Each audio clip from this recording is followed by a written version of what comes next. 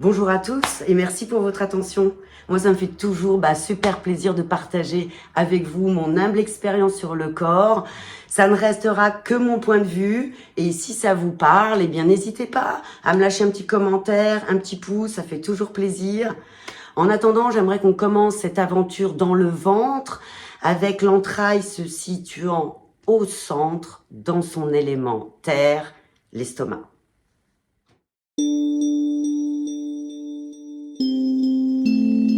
C'est une entraille yang qui fait partie du tube digestif et c'est là que va réellement commencer le processus de digestion. À son entrée, eh bien, l'œsophage, d'où arrive la nourriture qui va être mâchée et préparée par la bouche.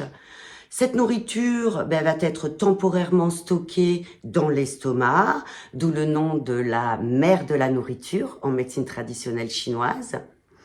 Cette nourriture va être dans un premier temps fragmentée mécaniquement par la contraction du muscle de l'estomac et dans un deuxième temps par une digestion chimique grâce à des enzymes, des sucs gastriques qui vont créer un semi-liquide, le chyme. Et ce chyme sera propulsé progressivement, petit à petit, dans l'intestin grêle par contraction de l'estomac. C'est une entraille yang qui est musculaire et peut donc s'étendre considérablement. L'estomac peut accueillir entre 2 et 3 litres de nourriture. Il va se vider à peu près 4 heures après un repas ou 6 heures après un repas bien plus copieux et plus riche. Au-delà de la digestion, il est aussi impliqué dans l'absorption de certains aliments et va contrôler aussi la sécrétion de plusieurs hormones. Il se situe dans la partie supérieure gauche de l'abdomen, juste en dessous du diaphragme. Le lobe gauche du foie vient le recouvrir légèrement. En dessous, eh bien, c'est le côlon transverse. Derrière lui, eh bien, rate, pancréas, rein et surrénal. Il est bien entouré, bien placé dans son centre. Donc, à présent qu'on le localise un peu mieux, comment pouvoir aller alléger, travailler sur cette entraille?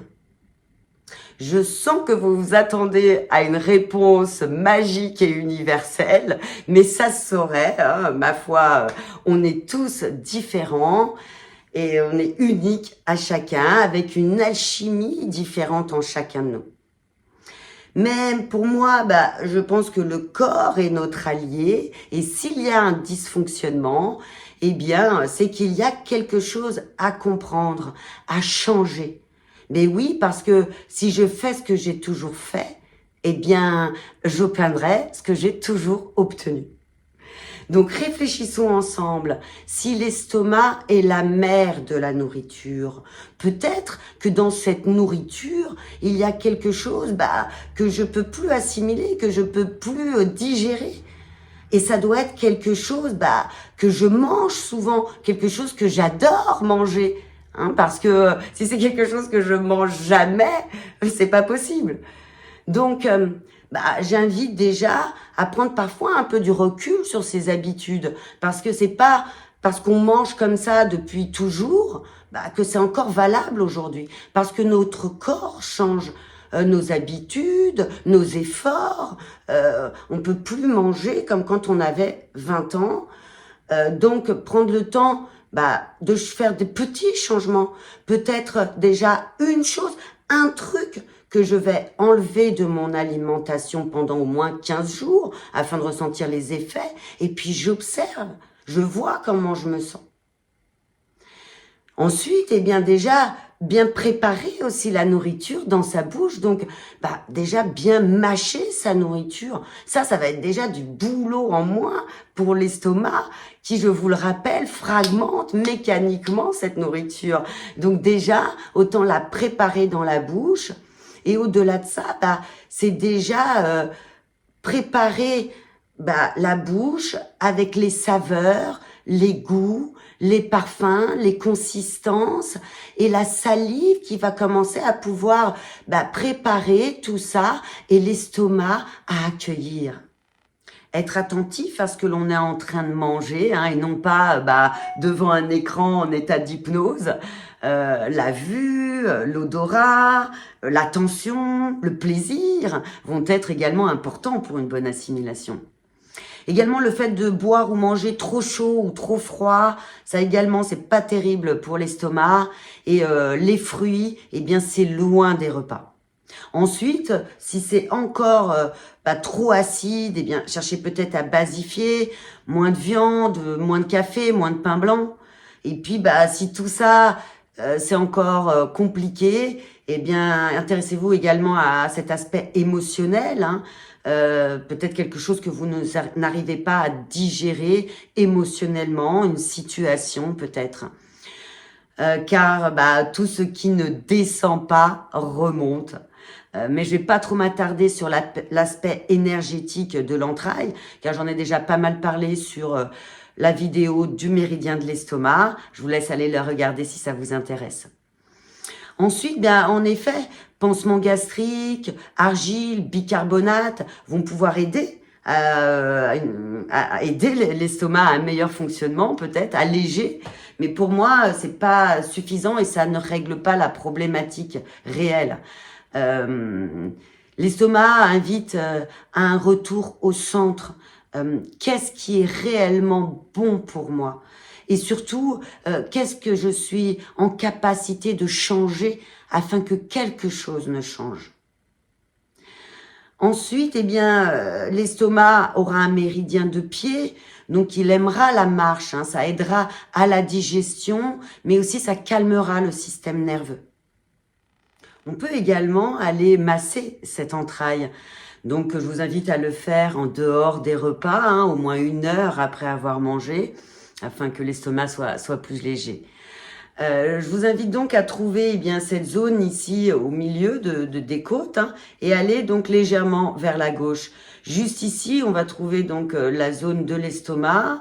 On peut y travailler de différentes façons, soit par vibration, par petite rotation, simplement un appui léger dessus et l'emmener vers le centre, vers le nombril, vers la terre.